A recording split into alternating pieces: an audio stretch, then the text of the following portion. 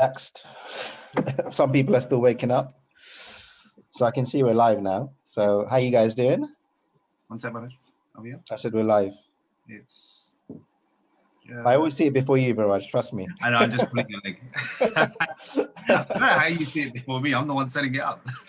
It's technology. It's just the way it is, right? It's just the way it is. How's everyone doing? Good, thanks. Yeah, good. Good. I think Nadia, your voice is a little bit faint. I'm not sure if it's a mic or. We can hear you, but yeah, I can hear Artie loud and clear. And Anika, hi, how you doing? Hi, good. How are you guys? Yeah, we're good. We just we've just finished our Mindful Men's Club session with the men on our private Zoom, and we're just having a bit of a catch up with Artie, saying how did it go, and we're just saying we were speechless because we didn't respond. So Artie's like, is that good or bad? I said, no, it was just another deep session. Letting it download and absorb. Yeah, no, yeah, because there was lots to take in, right, guys? Yeah. And it was just such a deep session, and we were saying that in the beginning it didn't go to plan because some of the emails that we normally sent out religiously didn't get sent on time, but the people who showed up, and it was just very synchronous the way the conversation went.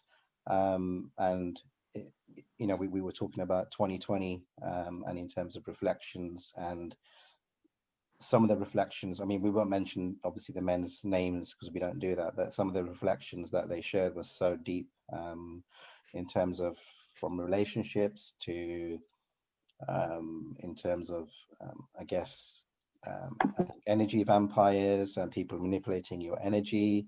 And I mean, there was so much, right? There were like a lot of spiritual books that people shared, which amazing reads. I think we should, like Deepak Chopra, for example. I mean, he's got loads of books. If you don't know about Deepak Chopra, definitely look him up.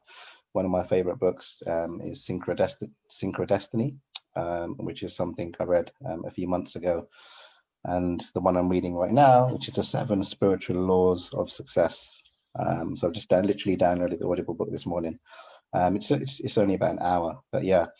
So the conversations were really, really good. And I think this Facebook Live is obviously with Reroute and Mental Wealth and Mindful Men's Club. So we're all coming together. So I guess I just let everyone introduce themselves, so just our audience can actually understand what mental wealth is and what Reroute is and who it appeals to and what Mindful Men's Club is. I'm sure pretty much everyone knows what Mindful Men's Club is, but I think I'll let you guys do that. So does Reroute want to go first or Mental Wealth, and we can just start the conversation flowing?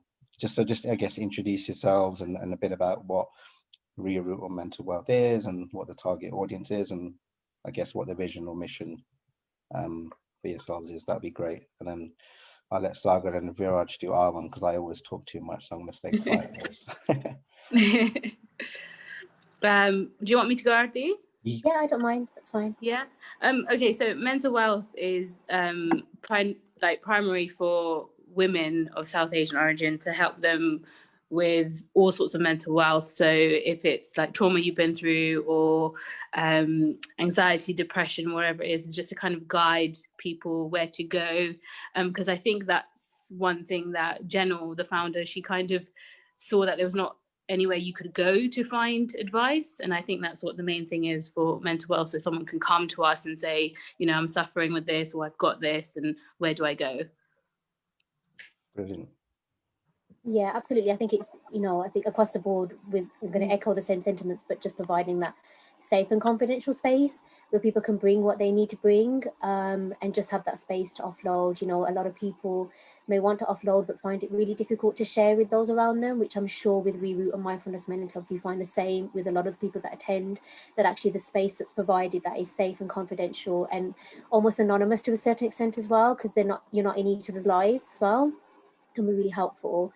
And I think, just to add to what Annika said about mental wealth, we do a lot of across like different workshops on different themes, or just spaces where people can come. We do lives like this one with yourselves, which is quite nice. And then, run events as well throughout the year. So there's always something happening. So yeah, if people don't know about mental wealth, then you can easily find us on Facebook and on Instagram. You can give us a follow. Definitely. Thank you for that, Anika and Arti, and definitely feel free to put your the messages, the contact details, the socials on the group chat, so everyone can find out more about mental wealth. Nadia, over to you. Yeah, so I'm part of Reroute, and I recently joined. Sonam's the founder of Reroute, and I've just joined as the youth representative / co-facilitator. And similar to Mental Wealth, we're a support group for South Asian women who just need a safe space to discuss anything related to mental health, and just have that sort of peer support around. It's completely confidential. It's for around ages, I think 18 to 35, and it's just providing that kind of space for people just to connect with others, and thankfully, with how things are right now being remote, it's even more accessible to anyone around the UK, which is really great. Brilliant. Thank you, Nadia. And Viraj or Sagar, do you want to tell our audience a bit about Mindful Men's Club? Yeah, I mean, we've just under a year now since we started the Mindful Men's Club, and initially we began to start a very similar conversation with what Reroute and Mental Wealth are doing for South Asian men. And lockdown happened, and we decided to go online digital, and we've opened it up to the world. So we've now got people tuning in from Far East Asia to East Coast US, and we have this now a bi-weekly meeting where we talk about any issue that anyone wants to bring. We schedule it, and we just have a very real conversation about where we're at. We do some reflecting, we do some actions, and there's a lot of kind of what's the word I'm looking for? Like just co-support, like people just have sounding boards and things like that as well. So it's really cool to just kind of see that these conversations are now happening, and that we're able to take it online now as we are, to just kind of expand that conversation and see how we can serve more people to find their power. Brilliant. Sagar, do you want to add anything? Yeah, no, just again echoing what Viraj said. It's a nice, just a lovely platform for guys to come and join, and of course, allowing them to just speak, and just people listening. I think Viraj and Manoj will agree to this. Is we're actually, by other people talking and sharing their experiences, it's so weird because we're learning as well inside, and where we might actually have come across an obstacle, and someone is going through that obstacle and how they've overcome it, you realize that actually, okay, if that person's done it, then maybe I should implement it in my. So it, as much as we've opened up this platform for everyone else, three of us, including Havan and Tilak as well, we're learning as well, which is, and as Viraj said, making it online, and I know the pandemic's a pandemic, but creating it online has literally created so many people to join together. Now I think we have about good 12, 13 people that join on a weekly basis, and the amount that they share. But plus we've seen the journey. The first ever one we did in February, in March, there was maybe about 5, 6 people, but everyone had their video off. No one talked. It's only us that were talking. The people that own or found Mindful Men's Club, and now no one hesitates. Even people that are joining as new joiners, they literally open up and share. So it's nice. It is really a nice place to be. And on that note, I just want to say hello to a few people that are commenting in the chat. Hey, Ravi from London, good to see you here. We've got Estelle here from Paris, great to see you here too.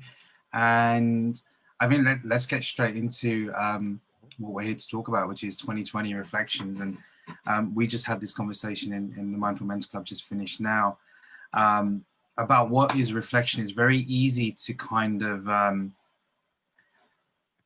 think about what went wrong when we look at reflection, or just kind of stay very surface level. So a definition that we shared here, which is from the Open University, is that when we reflect, we consider deeply something that we might not otherwise have given much thought to.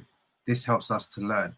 Reflection is concerned with consciously looking at and thinking about our experiences, actions, and feelings and responses, and then interpreting or analyzing them in order to learn from them. Typically, we do this by asking ourselves questions about what we did, how we did it, and what we learned from doing it. So that's kind of how we started off our conversation, and just looking at 2020, because yes, it's very easy to just look at COVID, and it is a big thing, but that's not been the whole year. And even in and amongst that, some things have certainly happened as well. So I think a lot of people were able to look outside of the bubble and take a more of a holistic view of the year so far. And on that note, guys, who would like to share something just straight off the bat, any reflection that they've had on 2020 based on that definition that we've just shared? I think there's so much you can, I mean, sorry, does anyone, well, the women want to go first? Because we just like to talk, the men, seriously, we just talk for hours. Okay, everyone's on mute. So there was so much, right, to cover. I think, okay, so I'm sure Viraj and Sagar will mention some of the reflections that we actually uncovered without mentioning the men's names previously, but I just share a personal reflection of mine.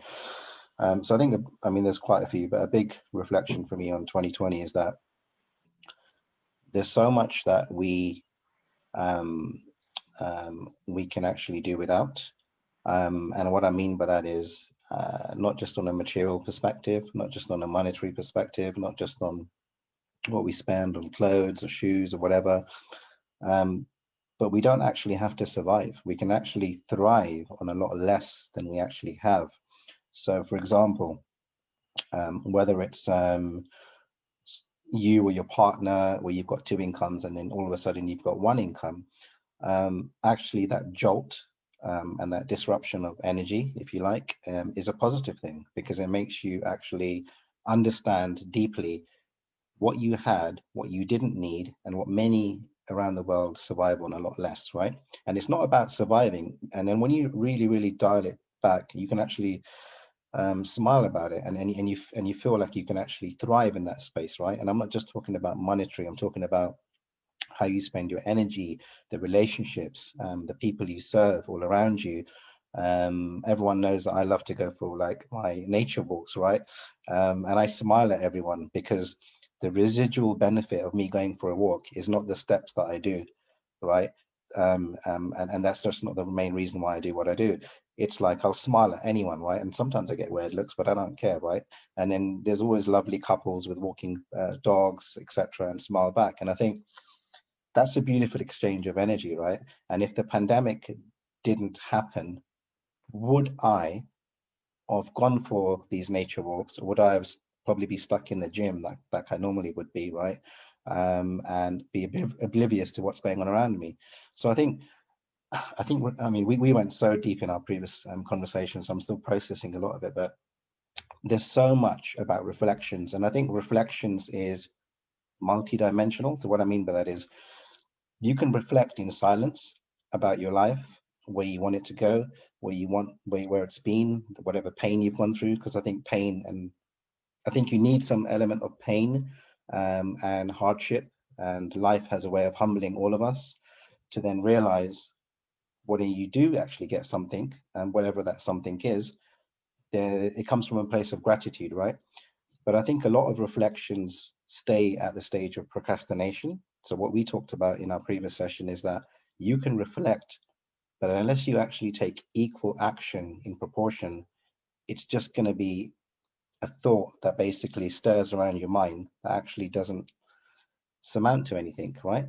So I think introspection is great, but actually introspection and action, for me personally, I would love to hear what your thoughts are, and the people, I can't see the chat, so apologies, but what your thoughts are in terms of what your definition actually is really on reflection, because we went super deep in our previous session, didn't we, guys?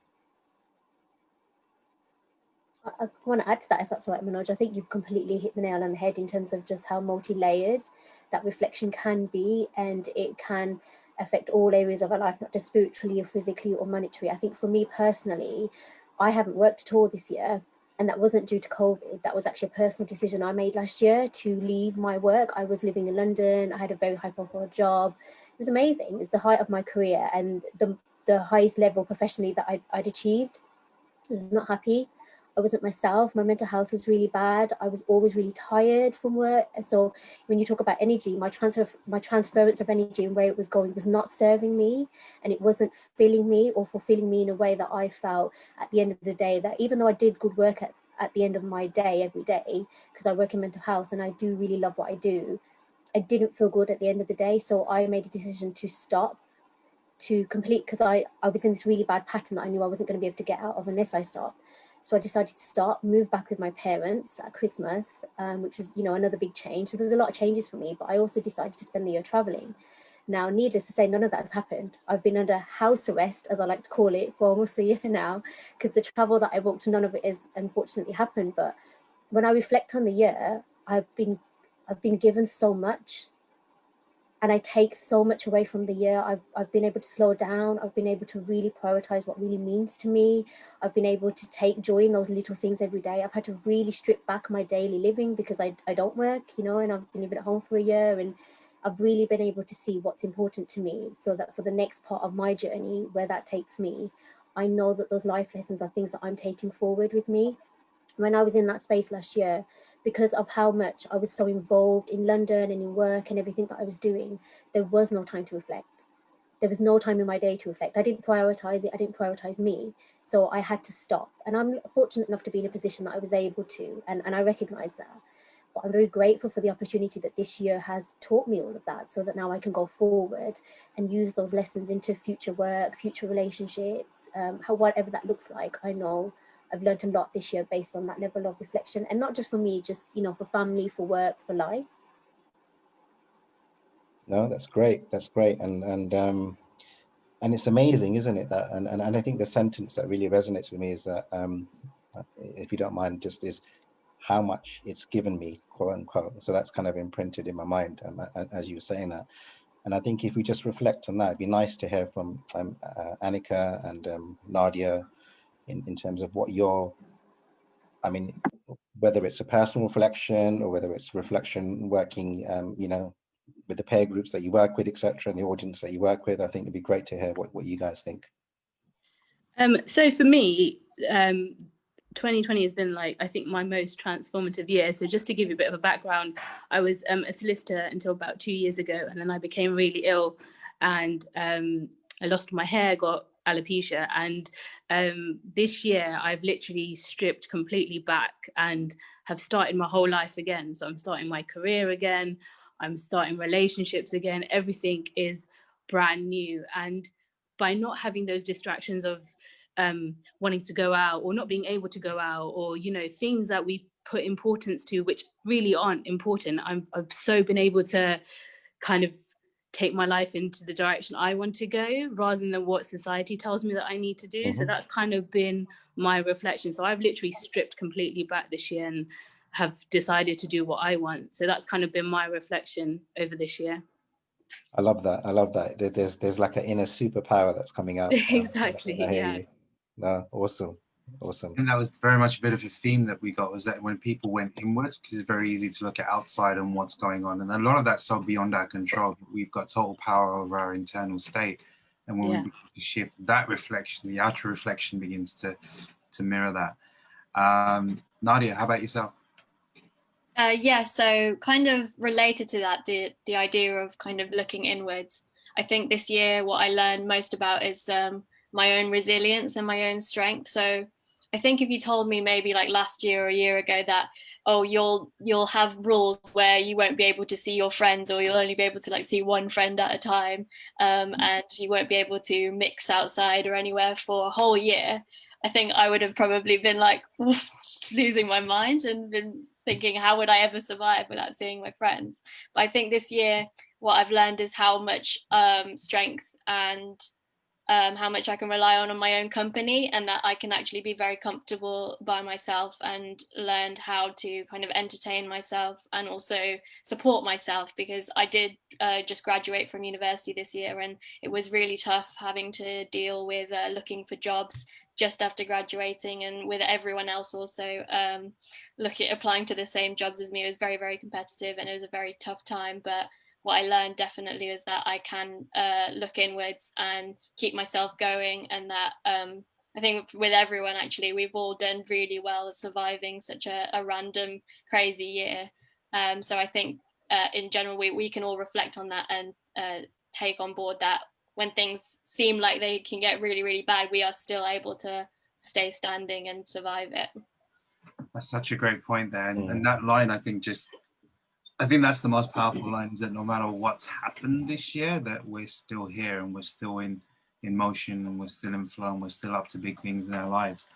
There's a couple of comments in the chat that I want to read out here, some reflections that have been shared as well. So Ravi has shared that some of my reflections were that I realized to be grateful for everything that I'm surrounded by, to consciously surround myself by positive energy and filter out the negative.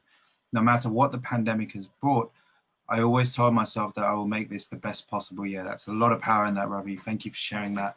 And Estelle, the best teacher is evaluating our experience. Reflection turns experience into insight. We get good at that by understanding that experience enough. After every experience, I have to pull away and I have to ask myself, what did I learn from that? Because that's something to teach you. Because if I didn't stop, reflect, and evaluate out of that experience, I'll do the same thing the next time and the next time, and that's not where the growth is. Right, those are some solid reflections there, and thank you guys for sharing those. And love both of those, actually. Yeah, like I think in general, reflection is so underrated because of, and it's so powerful at the same time. Like, you just take a moment to pause, find some silence, look within, and there's a vast array of richness that's within all of us that we just don't tap into often enough. Why do you think that is? I think it's because we're so used to moving at such a fast pace, and like, what's the next thing? What's the next thing? Whereas in this year, we've all been forced to slow down a lot and actually look back and see what you have been doing, you know, well, definitely for me, what I've been doing for like the last year. And it's kind of, for me, I feel like for everyone, this has been a bit of a reset. Like, you know, because even if you get to the end of the year, okay, what are your next year goals? What are you going to do next year? Nobody tends to look back. And I think that's where we fail a little bit. I think to add to that, I want to add fear. I think is a really big thing as well. When we think about growth, it's uncomfortable, and it's a place of discomfort. It's a place because it's an area that you're not familiar with, you're not comfortable with. We have a lot of our habits or a lot of our things that trigger us because they're familiar and they're there, and our patterns are there because they are familiar, even if they don't serve us anymore. And sometimes it can be really hard to break that. And I've had a lot of that recently over the past few years, just with the level of growth. And I think taking accountability in your growth is really important. It's about knowing that you're going to be on this journey, and it is going to be really difficult, and you're going to go to parts of yourself that are uncomfortable. You've hidden them for a reason. They've been hidden from you for a long time for a reason, right? But the beautiful end of that journey will be you being free of that and being a person one step closer to that person that you want to be. But it is really difficult. And I think acknowledging that fear to begin with is okay. And even just saying to yourself, I'm scared to do this next step, but I know it's important I do this, and I'm not alone, and I can support myself, a bit like what you said, Nadia, but also I've got support around me, is really, really important to help you get through those difficult times. It's interesting what you said about fear. You just remind me of something that I think I made my own definition over the years. So what was it? All right, yeah. So what I did was when something I used to fear, right, wherever that was, right, and most guys don't talk about this because there's this macho thing about, right, not being on your sensitive side and all that. And for all the men looking or listening, let's keep it real, right? The real men know how to share their emotions, period, right? And I'm happy to speak to any real men out there, and come on live and comment, please, please, please. We welcome it, because we have real conversations every other week, don't we, guys? So for me, fear is nothing more than a false expectation of an alternative reality that may never materialize. That's my own definition, right? So every time I actually have something that I fear, I actually think, well, why am I fearing something that I don't even know what would happen? And I'm just assuming that it'll happen because I'm fearing the worst.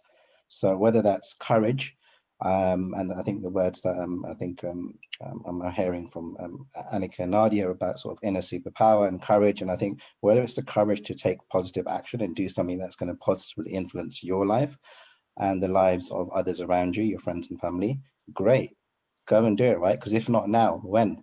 If this big reset is not positively encouraging you to take whatever action you need now, then when, right? Because I think, I can't remember who alluded to it, but if you're conditioned, I think it was maybe Annika who said something about society, but if you're conditioned to what society is telling you to do or what you need to do, then you're just going to be in that cycle of motion where you don't break free from your own thoughts, and you're not going to create that change you want in your own life, right?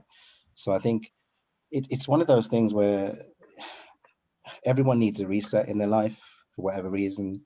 Everyone needs a reflection, introspection, but it's what you're doing with it. And I think I love the fact that how Annika's just completely changed and transformed her career and life and relationship and for whatever reason, you know, the illness that you went through, whatever, and going from I'm not sure what you're doing now, but I think I heard you say that you were a solicitor. I'm not sure if you are a solicitor now, or you're not. Okay, so it's completely transformation there. So that's amazing, right? And then Nadia recently graduated. Congratulations, 'cause I have no idea what that feels like because I never went to university, so I missed the uni life. So congratulations. But then there is that possibly that fear, right, of am I going to get that dream job, or am I going to land that opportunity, because there's 400 people on average on LinkedIn applying for the exact same job that you're applying for. But it's a case of how can you take all of that elements, if you like, that are around you and channel it into a positive outcome that's going to serve you and serve others around you, right? And I think that comes down to personal choice. And I think on that point there, and you guys have raised some great points, is that typically when we're forced to reset is when we reflect. How can we get ahead of that? Because naturally we're coming towards the end of a year and people are going to say, okay, I can't wait for this year to finished so that I can get started on the next year. But why wait 25 days, 26 days to get started? Like, what is something that you can begin to put into place now? So how can we get ahead of those moments where, and of course, pain is data ultimately. When you start to feel the pain is when you realize there's something you need to do. But how can we get ahead of that so that we're not reactively reflecting rather than proactively reflecting and taking more control of it early? I think you need to look at the situations where you've been in pain and maybe try and find the lesson from it. It might be difficult initially because you have to sift through the pain to get there. But in everything, I really truly believe this, in everything that you've been through, there is a lesson somewhere, and it might take you a few attempts to get it, but I think that will help everyone moving forward. So it's just about finding, even if it's the smallest lesson, you know, what is it? And I think that will help people going forward. I agree, Annika. I mean, I think I always say this, and Manoj and Viraj know this, that there's a reason why you've experienced that pain, right? And in that moment of pain, you can't actually think right, and you will never ever pinpoint why that pain has happened. So whether it's in my case, it's a relationship breakup, not knowing why that's happened. Of course, at that moment, the pain was completely crazy in terms of, you know, I did go into that depression mode. I did get anxious. I did try to commit suicide 3 times. Now, looking back, you know, and understanding why something happened. And again, you have to be honest with yourself. And if that means blaming yourself for a certain part of an issue that happened and that should have never happened, you have to admit that to yourself, because otherwise, if you're not going to do that, you're going to take that into the next relationship, or you're going to take that into your next job, or whatever it is. And going back to what Arti said, yeah, fear is such a, and we know what we want to do. And I said this to Manoj and Viraj earlier today. We know what we want to do. We try to do it, and then all of a sudden, external influences, family, friends, automatically now their feedback has mattered. So all of a sudden, you know what you want to do. You're progressing towards it. Someone said, okay, well, what do you call it? You thought of going through suicide, and now you go to the temple every day. I know that's the right thing for me to do because I'm growing from it. However, because someone has said, oh, are you now joining a cult? Automatically, my inner demons will think, actually, am I joining a cult? But I'm not, right? I know why I'm doing something. So you're right. If you step back, and I think, you know, take away everything from what, you know, maybe take things in, but only you know the things that you want to keep inside. And as Viraj, as Manoj explained earlier, use it as a filter gainy as we put tea in, the residue that comes on the top, what do? We chuck it in the bin, right? And we nourish the rest. right stuff. I love that, the way he just said that. So yeah, I think you know, going back to Viraj's thing, you know, write it down, and what Annika said, understand the pain, you know, revisit the pain, you know, and understand why that's happened. Yes, at that point you might get emotional again, but once you've understood it and you've actually accepted why something's happened, because I truly believe people come into your lives to help you grow, and then when they've seen that growth, they think my job is done, now I leave, right? Now we take that as a bad thing because we think, okay, hold on, I just, you know, I've been married for 5-6 years and now she's gone. However, now taking a step back, wow, she made me grow. Now if my where I was just going to say on that point there, that's where you mentioned the word earlier, which I wanted to challenge you on, but I'm kind of glad you said it there. It's not that you take blame, but you just take responsibility. Yeah. And the thing is, it's hard sometimes because we always, it's the reaction, right? We always want to blame others. That it's because of you I got divorced. It's because of family I got divorced. However, was it really? And taking that step back. However, on the positive note, if my relationship hadn't broken down, then I would have never left my job 2.5 years ago. I would have never done Tony Robbins' course. I would have never ever been meditating. I would have never ever gone spiritual.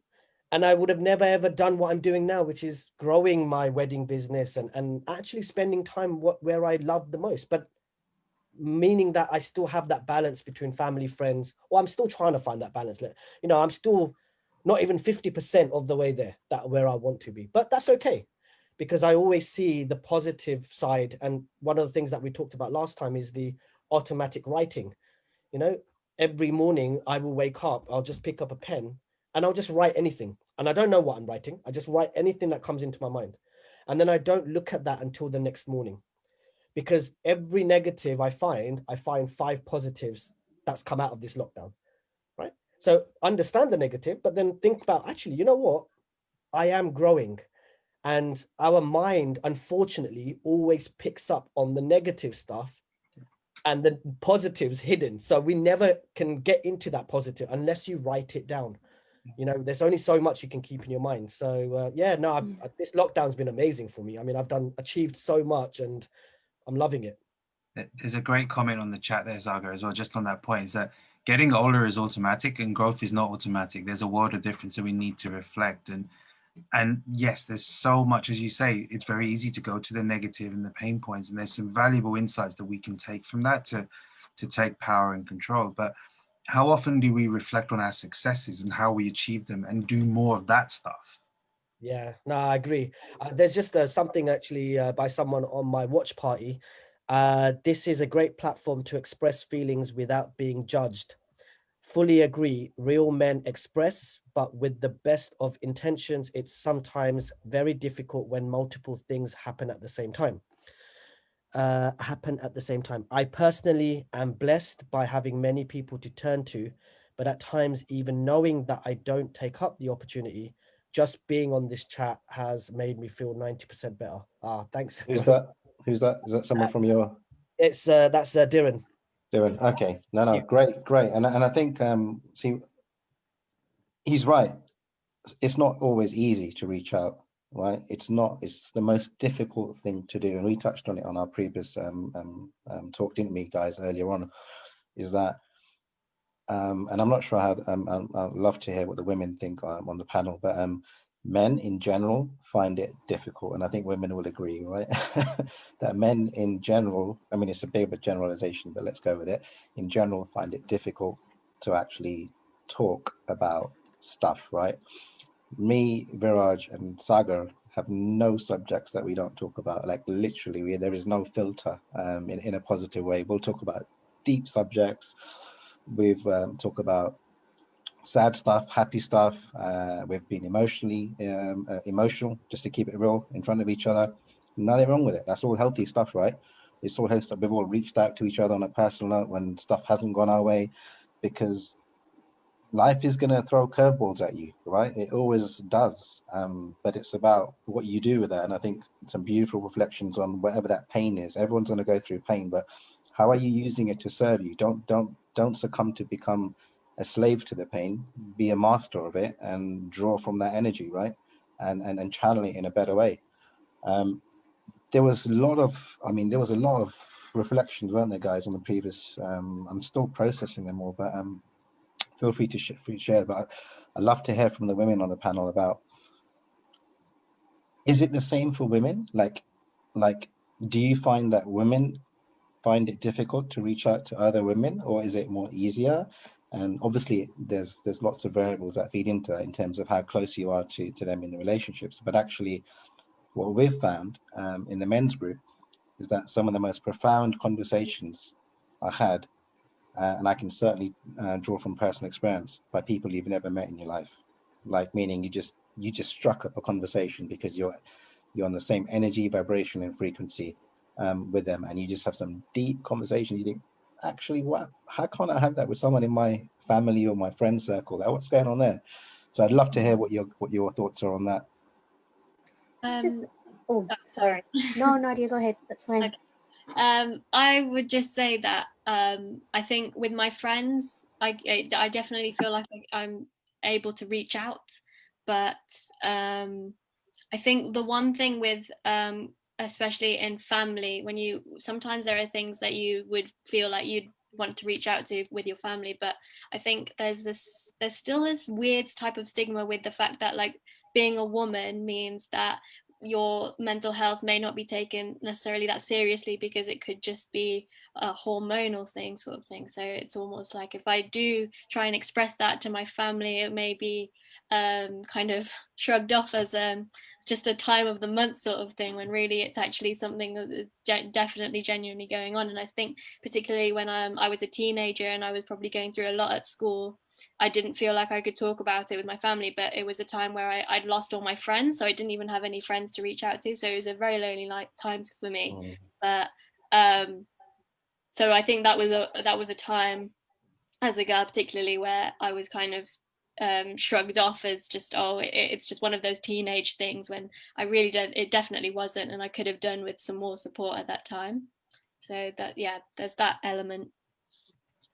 No, thank you for sharing. It's interesting how people put labels and put you in a box, isn't it, and category of it must just be because she's going through whatever she's going through. But actually, it's about really being present in the moment, and I guess listening beyond your ears and seeing beyond your eyes, and I guess just being there. And I think when you're consciously there for someone, you pick up on the how shall I put it?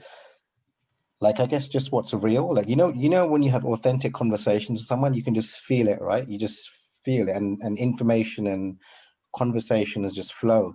And I think when they flow, then you unearth what's actually really going on, right? Emotionally or subconsciously and even consciously. So no, that's a great share. Thank you for that. Artie, you were gonna. I just wanted to, before we get to your point, Manoj, about women, I was wondering if I could just add a point to what Sagar and Anika were saying about pain. Of course, yeah. I think I can definitely relate to a lot of what both of you have been saying. And I think one of the things I just wanted to share with people who are listening, and obviously with the panel, is that sometimes we just have to feel as well. I think sometimes we can put a bit of pressure on ourselves to understand why we're going through what we're going through in that moment. But I think what's important to acknowledge is that sometimes we're not going to know what it is in the moment until we go through the cycle of all the feelings that we need to feel, until we get to a place where we can almost take one step out, one step removed from that experience to really see it. And also, I just wanted to share that sometimes that pain is difficult to deal with alone. So sometimes that's where we need help to kind of help unpack what's happening around us. And I think that's often why we might go to people to speak to them, why we talk to friends or maybe counselors or therapists or even some family members. We talk to people about our issues who are generally one step out of that problem or maybe two steps out of it, because we need the outside view, because we can't really see it for what it actually is. So I think that that's quite important. And it reminded me of a quote that I read recently in a book. So I've been doing quite a bit of reading myself this year on spiritual journeys and people's personal journeys. And it really stuck with me. And I'm somebody who believes quite a lot in having faith in spirituality. And This quote says, "Faith is a way of saying, yes, I pre-accept the terms of the universe and I embrace in advance what I am presently incapable of understanding." And it really stuck with me because I thought in that moment, you don't understand necessarily why you're going through what you're going through. But if you can put that out there and say, I understand that I'm going through this for a reason, it hurts and it's really painful, but I know that I will get to a point where I can understand that. And I trust you, universe, you've got my back. And if I fall, you will catch me. That can help you. That mindset can really help you get through that period that you're going through. So just kind of wanted to add that because that really stuck with me. But in terms of women, I have to say that it's really interesting, that question, because I'm somebody that doesn't share. I'm somebody that struggles a lot, and I've struggled throughout all of my years to share with people around me what's actually happening. I can come across quite bubbly, quite confident, quite open, very much probably how I'm in the chat. But actually the deepest, darkest parts of me, I'm quite private about my personal life and about my privacy. So it takes a lot for me to trust someone, to open up to them, to be able to share that. So I'm lucky to have some wonderful people in my life who have been in my life for years, men and women who I can share that stuff with. And share those intimate details with and things like that, or other spaces that I can take that. But that's a journey I've been on this year. I want to change that in myself. I don't want to be so distrusting. I don't want to not be as open as I want to be. And I want to understand what those barriers are. Why are those barriers there? Because they were there and they were created for a reason, to protect me when I was younger, but they don't serve me anymore. And I recognize that, but I don't know how to get past that on my own. So that's where I need the support of people around me. And that's where I need to be open about that. You know, even vocalizing this right now is a big thing for me, because it's not even something I would even say generally, just to say, these are things that I want in life. And this is my true authentic self. You know, Monod, you said authenticity. Authenticity for me is like connection. But I think we need to remember that we need a connection to ourselves as well, not just the people around us, because some of us really walk around so disconnected from ourselves that it is so hard to see the true version of ourselves and what we actually want. But I do believe that when you do connect with yourself, it's so much easier than to connect with people like-minded around you who can provide that support and become those lifelong friends. Or like Sagar, like you said, maybe be in your life for a very short period of time, but serve a purpose within that. That's a great share. Thank you. There's quite a few things from there. I think the last point, and I guess relates to what Nadia said, right, about her losing all her friends and having to sort of find ways to entertain herself and I guess be comfortable in her own company, etc. So I think it's great. And the point that you touched on earlier, 100%, and the quote you read, I love. Who's the quote from? Sorry, you're on mute. Sorry, Artie, you're on mute. Sorry, I just realized I'm muting myself. Elizabeth Gilbert, Eat, Pray, Love. Oh, nice. Okay, love it. Yeah, it's an amazing book. The film's amazing, but the book is even better. Feel free to put it in the chat if you're able to, etc. But that's awesome. The point you raise is, or you touched on very briefly, is massive, because it is 100% about mindset, and it is 100% about connecting with your inner self and having a healthy conversation with yourself and talking to yourself, right? Because if you can have that beautiful conversation and real conversation with yourself, then guess what? You can't, it's not possible. You can lie to others, but you cannot lie to yourself, right? It's absolutely impossible to lie to yourself. I challenge anyone to try and do it. I've done this exercise, and Sagar and Vera just done this exercise as well. It's impossible to lie to yourself.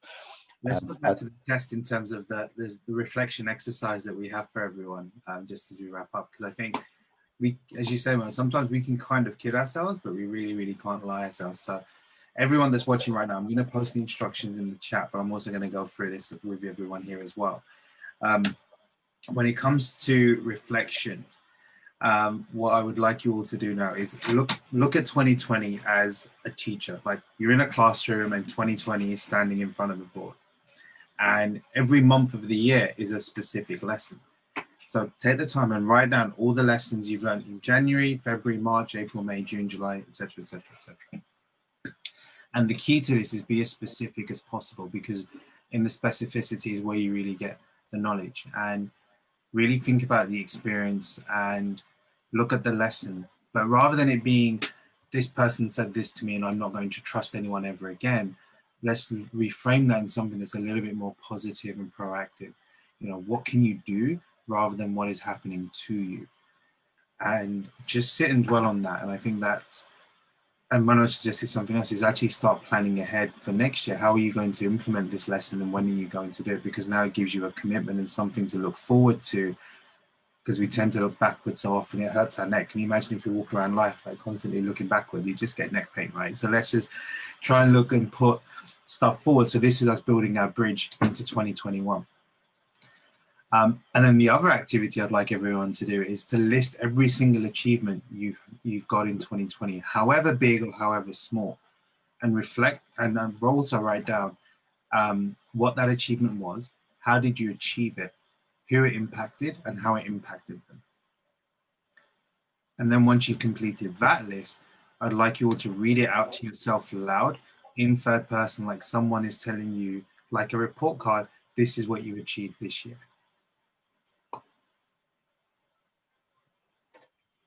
I think it's great, just to add to that, Raj, is that the reason that we're saying this is that we're suggesting it, sorry, is that our minds are like magnets of polarity, meaning we either attract negative energy or we attract positive energy, right? I'm sure as kids you guys have played with magnets. I used to love playing with magnets, right?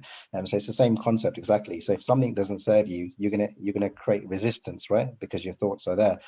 And I think to Viraj's point is that how often do we worry about stuff, but we don't actually celebrate what we've done? Like, wouldn't it be a beautiful thing in 2020 if you guys listed what you've actually achieved?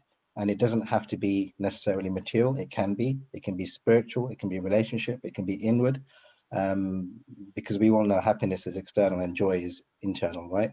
So I think the point of the exercise, I'm definitely going to do it, because I didn't know Raj was going to suggest it in the previous session, but it's just something nice to do, right? And when you reflect, I can't remember who said it, or Saga said it, sorry, automatic writing. It's something I do a lot with.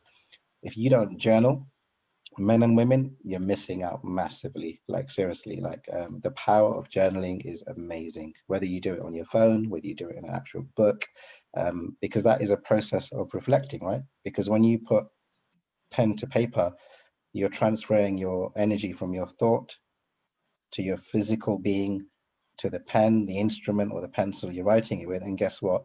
You're emptying your mind and you're allowing fresh new seeds to be planted, just like a garden. So it's really, really powerful. Let's leave the last word for the women. I think we just talked too much, sorry, me included. But any last points, tips, feedback, reflections, or anything you want to say, please share it with the audience. So I just wanted to add that you have to kind of watch your thoughts. So how I liken it to is like your brain is like a garden, or your thoughts are like a garden. And if you need to weed out the bad thoughts, because not all of your thoughts are real. And I think that's where it starts from. So if you don't do anything, if you don't do the writing or you don't do reflection, just watch your thoughts. That's really important. Yeah, I'd like to add to that actually, because I think the biggest thing about this year is really, like, technically everything's been at a standstill, so nothing is really happening, but my brain seems to find a way to make something happen. So I think, like, I start to overthink, and there'll be one thing that I figured out and I was really anxious about, and then I'm like, oh, it's okay, I can relax about that. And then only a couple of minutes later I'll find something else to be stressing about or worrying about. But I've literally, nothing has actually changed. So it is just our brains kind of finding something to kind of trigger the anxiety, because I think one thing is you can learn to be very comfortable with it, and it's almost as if it's uncomfortable to be content and happy rather than just being stressful, and it becomes such a normal habit to always be in that kind of chronic stress mode because you're just so used to it, and it feels very unnatural to just be like everything is fine. So I think that's another big thing about this year, is I've realized that it is just my brain coming up with things rather than anything actually happening. I think for me, just to add, just to share how important those small daily practices are, the things that you do for yourself, that self-care, the things that fill you up. Manoj and Sagar, you both talked about journaling. I'm such a huge advocate for journaling. I've been journaling since I was a teenager. I've still got lots of my journals, and I find that if there's periods where I go months and I don't, my mental health actually isn't very good, because everything stays in my head and I've got nowhere to process it and put it. But when I journal almost every day, every night, or even every couple of days, I am on top of myself and on top of my emotional regulation a lot more than any other time. You know, having a good sleep schedule, you know, turning things off, limiting what you watch on your news, watching what you eat. I think it's about recognizing there's certain things you can control and there's certain things that you definitely can't. There's a lot of things that you can't control. So the things that you can control are the things that you do, you watch, you see, you read, you eat, and how much you move. So if you can have really good daily practices where, like Manoj, you go for a walk, you go out, you put your layers on, but you get some fresh air, you see some nature, you're away from any screens, just even if it's half an hour, it can really change your energy and your mindset. So it doesn't have to be big changes. It can just be small ones, but those small ones that you implement every day or every other day can make such a big difference to you in the long run. So don't worry about the big stuff. If you need to focus small, just focus small. Brilliant. Thank you. Thank you. Sagar, anything from you? No, well, I think the women in the group have actually said everything. But yeah, you're right. Journaling is definitely something that is a good practice, because you don't realize how much you are keeping inside until you write it down. And I think Nadia said earlier about, you know, the self-love, and it's right. You have to people find it arrogant sometimes, but you have to love yourself in order to actually help someone else to actually grow, or whatever that is. And I've learned that the hard way, but now understanding what I want, and actually knowing when to take that step back. And we talked a lot about silence, and 5 minutes of silence, just sitting there doing nothing, is actually so proactive. It's so lovely to do, because there's so much more that comes out and that you can process before moving on. So yeah, just why worry, right? They're my special words. You don't have a problem, why worry? If you do have a problem and you can solve it, then why worry? That's it. And if you can't solve it, why worry? Brilliant. Yeah. I think what I want to share just as we wrap up is my personal reflection in 2020. I think irrespective of how it's panned out, I think the one constant and one biggest reflection I can have is just being mindful of where my personal boundaries and my personal integrity are compromised, the impact that has on me. And what I mean by that is, how do I just keep myself aware of where I want to put and position myself and where I don't want to be, and the impact that can have if I lose sight of that as well. So, and I think in many ways, this year has probably been one of the best years I've had. Actually, it's been one of the best years to date, and for a number of reasons. But it didn't look that way at one point. And when I got present to hang about, I've kind of invited certain things into my space that I didn't want, but I kind of ignored. When I just got into action and made that very clear to myself, I was able to deal with that and then get back into action and power to where I'm at right now. And I think for me, that's that biggest thing I need to continue to remind and reflect on is, am I congruent with what I say I want to do it? And if not, what's going to be the impact of that? And what can I do about it right now? No, awesome, brilliant. And I think on that note, just want to say a massive shout out to our sister groups, Reroute and Mental Wealth, for all the women who are listening. I think about 40% of Mindful Men's Club's, followers on our Facebook page are actually women.